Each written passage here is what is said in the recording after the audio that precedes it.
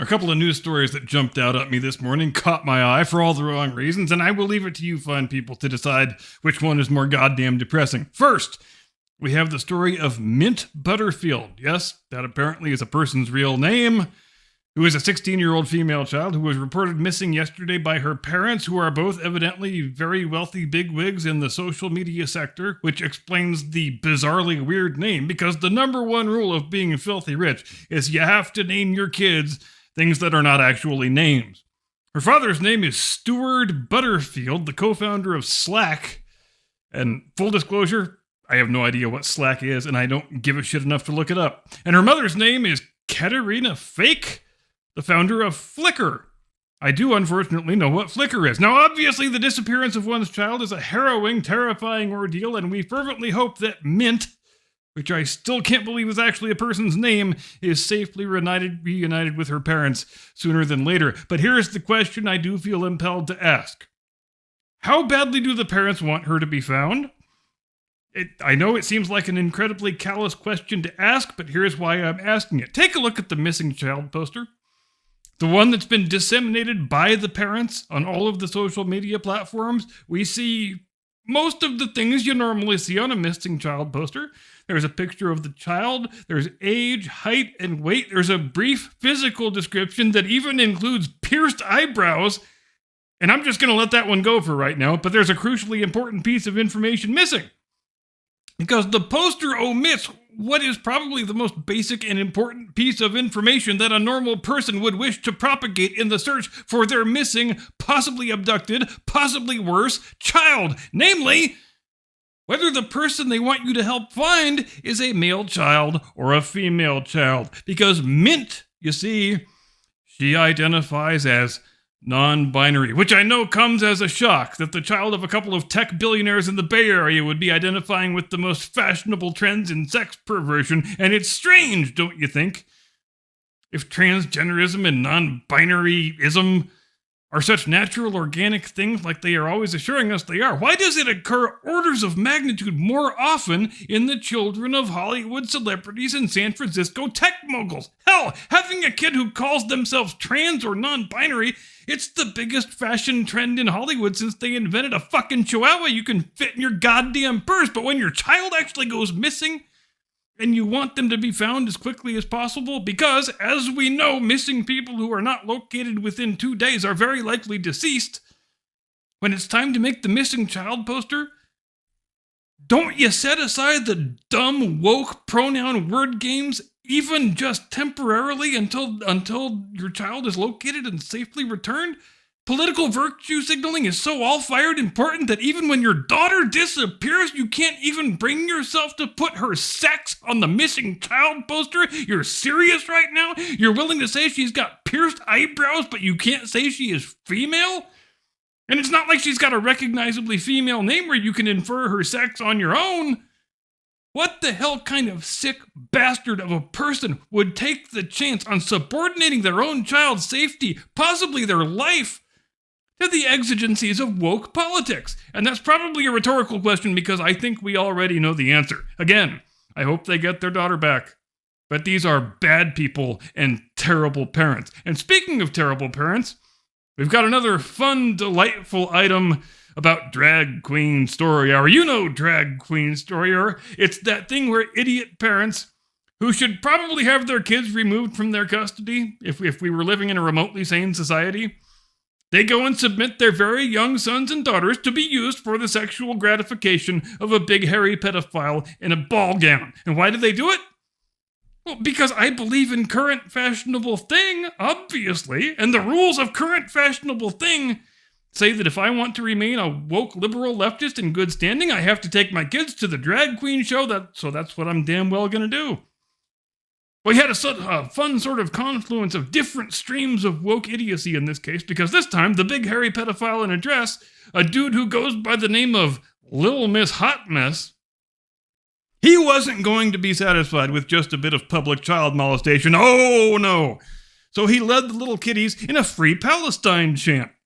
So I guess the drag queens have split off from the mainline Queers for Palestine movement, and they are attempting to start their own distinct drag queens for Palestine movement, and I am sure that Hamas and the Palestinian Authority and Hezbollah and ISIS and the Iranian mullahs really appreciate their support, which means if you go and visit Gaza to show your support and solidarity for the cause, it means they would give you a handshake and a hearty slap on the back before throwing you off the top of the tallest building they can find.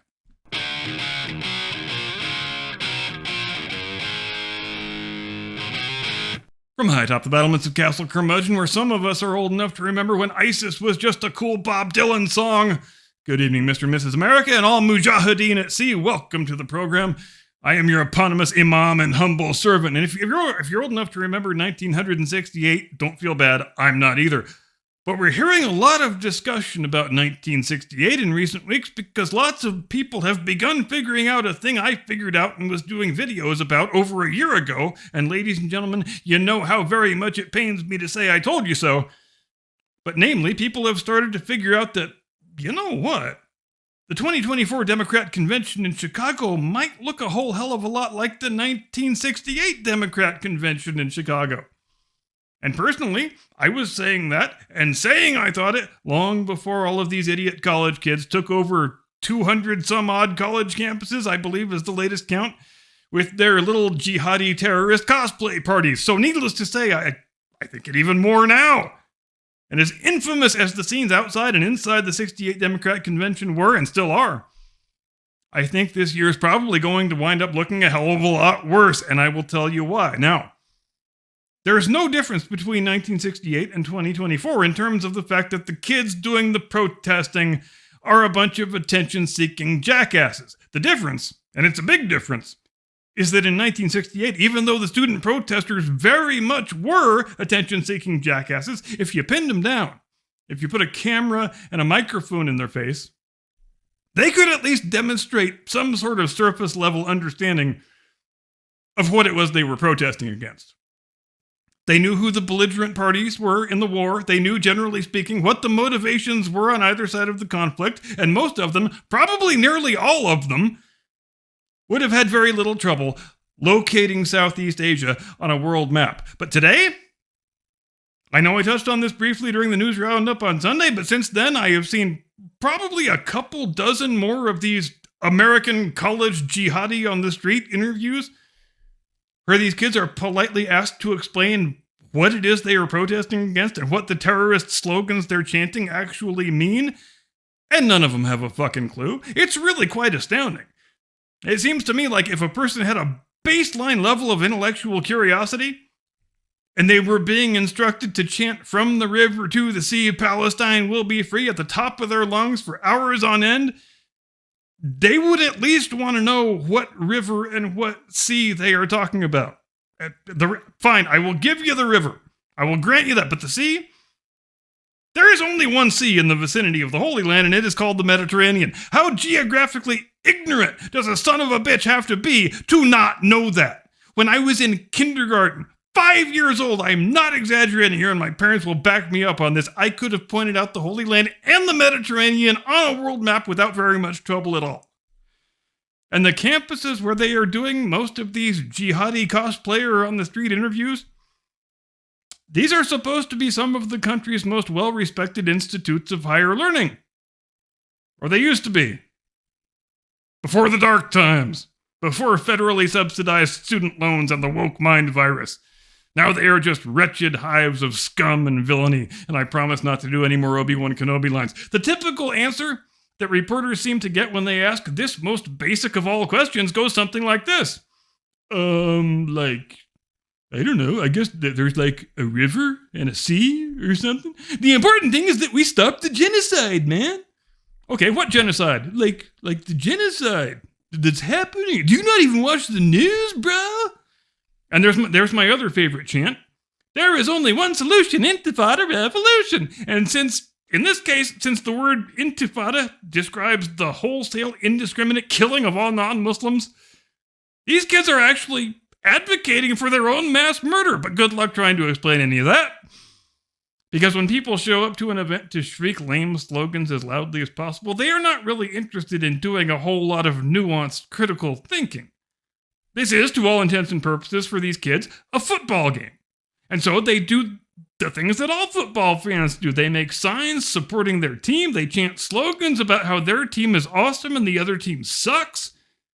And that, quite literally, is just about all of the thought that goes into this stuff. And while we are at it, what the hell does a free Palestine look like? What does a two-state solution look like? Our idiot politicians have been giving lip service to the idea of a two-state solution for most of my living memory, but nobody seems interested in the only questions that matter, namely, how are you supposed to peacefully coexist with people who refuse to stop firing rockets and suicide bombers at you? How is a two-state solution supposed to be achieved when the people on one side are inculcated from the moment of their birth with the idea that killing Jews is the most morally praiseworthy thing a person can ever do?